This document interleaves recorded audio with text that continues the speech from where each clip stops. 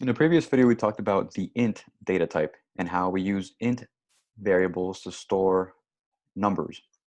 So now we're going to introduce a different kind of data type that also stores numbers, but different or slightly different kinds of numbers. These are uh, numbers that contain decimal points.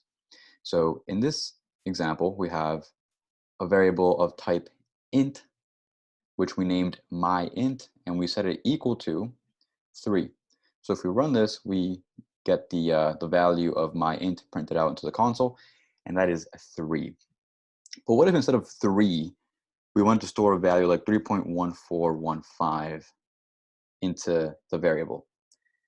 So let's try running that. Let's set 3.1415 as the value of the integer myInt.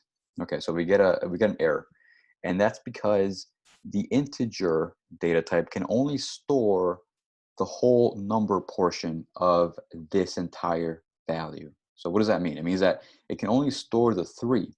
Anything past this little decimal point here, this 0.1415 portion, it gets deleted.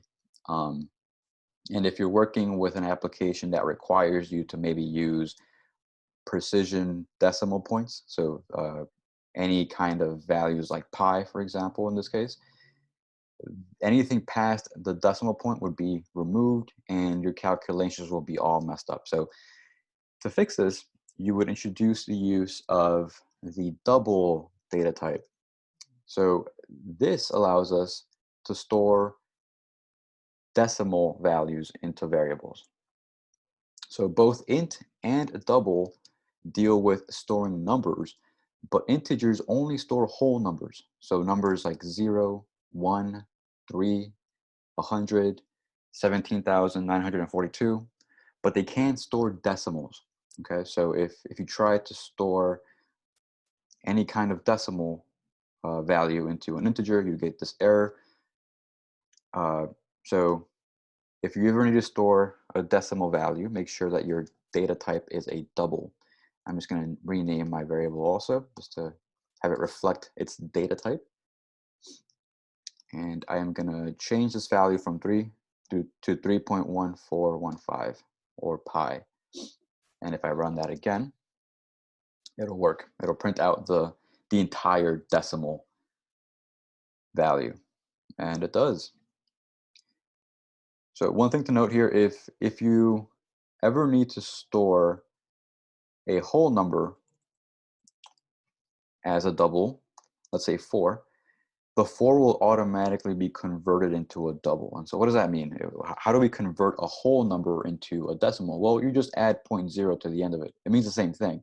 4 and 4.0 are numerically equivalent, but the data type does change. So although you are storing an integer inside of a double variable, that integer gets converted into a double, and we can see that when it gets printed out down here.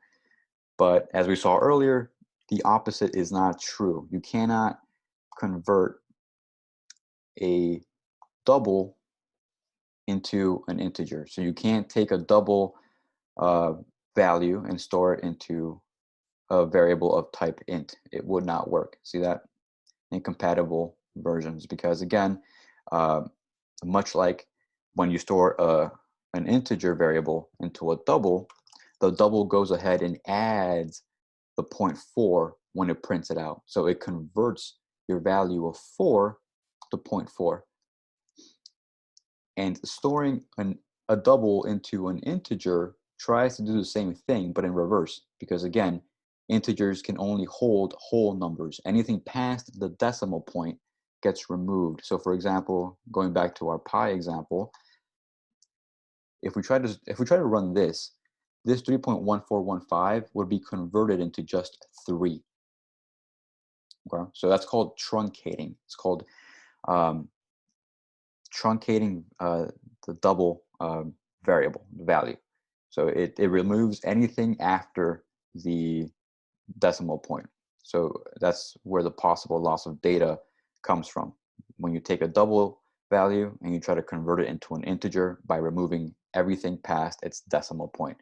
So you need to be really careful with this. If you're working with a project that needs to be very precise in terms of the values it holds, maybe a system that works with pi, like 3.14, make sure you store that value inside of a double. Otherwise, you could accidentally lose your data. And luckily, some compilers won't work if you try to do this. If you try to assign double values to integers like this. But unfortunately, some compilers will still run. They'll just, like I said, truncate everything after the decimal point. So just as a rule of thumb, always make sure that if you need to store a number that contains decimal points, you use the double data type instead of int. And that will prevent you from running into any problems down the road.